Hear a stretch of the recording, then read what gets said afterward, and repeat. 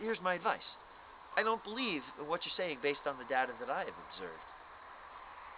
And that is my stand, and you need to respect me for that stand, and I will respect you for that stand. If you don't believe, it's okay. I mean, you have the right as a human being to not agree with another human being. But what you do not have a right to do is to unjustly and unfairly attack your fellow human being with disingenuous comments and rude, hurtful attacks. Okay, that's something you don't have a right to do. All men and women were created equal. We are all equal, and we are all equally loved by our Creator, and we should all try to treat each other with more respect, and I'm talking to myself as well. Um, I don't instigate disrespectful arguments, but when I'm attacked in such a way, when someone comes out and calls me a liar, I get really defensive. So I'm preaching to myself too. We need to treat each other with more respect.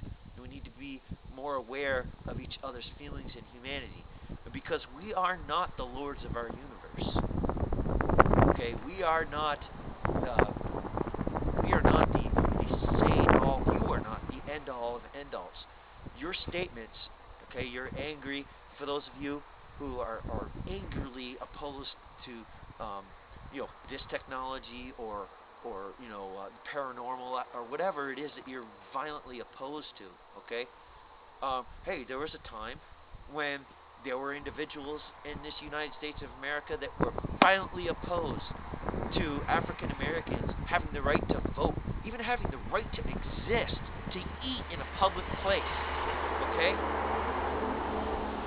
And even when in their own Bibles that they took to their own churches, it said in there that all men are equal. You know? It's not fair. So we need to think about how we address our fellow human beings. When we think that we have the answer, oh, that's not possible. That cannot happen. Because I said so, because I have a PhD or an MD in blah blah. Okay? I'm not hearing it. I don't care how many PhDs you have. I don't care how many years at MIT you have or what your textbooks say. Okay? You did not write those textbooks. And if you did, okay, you were susceptible to the faults of human nature. Come to me with a physics or chemistry book that was written by the hand of God. Well, I got one. I got one on my bookshelf. And it even talks about water. And it talks about a lot of the other things. It talks about the equality of man. And it talks about the nature of God and the way He created the universe and love that He put into it. Okay? That's the book that I would most rest. If someone came to me with a skeptical opinion, that's where I would turn for the real answer. Okay, I'm not going to turn to a book written by some professor who, as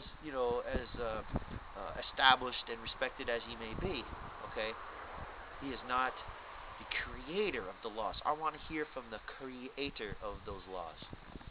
Okay, we need to be more open-minded and more able to recognize the fact that it is possible that maybe the world is round. Maybe the earth isn't the center of the universe. Maybe there's something to the power locked inside the water molecule. Maybe all men were created equal.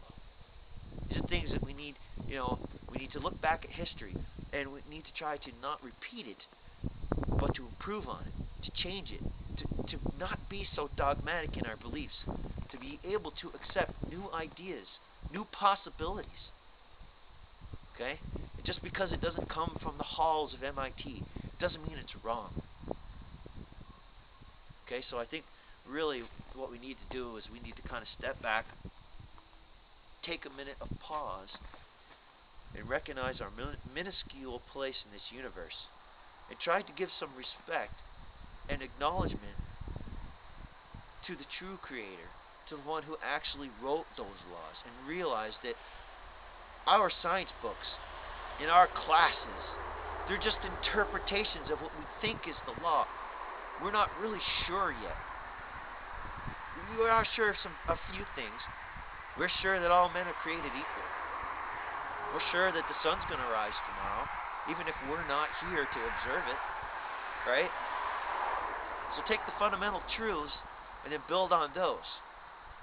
Don't build on your own, what you consider to be fundamental truths, because if they originate from a human thought process, they are subjectable to errors. Okay? So that's the word of the smack out here in this cold weather. Just got to thinking about where people are at. And being out there involved in the forums, there's a lot of angry people out there who hurt, who attack, who fire away their missiles of emotional attack, breaking down the human spirit, discouraging people. Some people just give up. I mean, I've almost given up a few times. Just get so sick and tired of the attacks. And these attacks, they're not, based on anything solid. They're just angry people who refuse to accept change or to accept new ideas. So I'm standing in front of you here, and I'm saying, open your mind and be receptive to change, but do it responsibly. Use your head, use common sense, all right? And try to treat each other with some more respect, and recognize, for those of you who do understand what I'm saying, who do follow along, we need to recognize more, I believe, the Creator, the one who gave us these gifts, these abilities, to explore science, to explore chemistry, to come up with new ways to help humanity. I believe that this is a path, by utilizing elements that have been here on this planet from the very beginning. I don't believe it's an accident. I believe that it was given to us with our great, with our large capacity to think and reason. It's no accident that I think if we look instead of broadening our expanse on what we're seeing, I think if we look down to the molecular and the atomic level, we can see God's nature there, and we can unlock more safe, reliable, and responsible ways to maintain the kind of lifestyle that I know that He enjoys watching us have. Alright? So that's a smack word of the day, with a little bit of humbleness and with admission that, to let everybody know that that we all are on an equal ground here. We need to respect each other. Alright? So that's a smack word of the day. Alright? Peace. Smack out.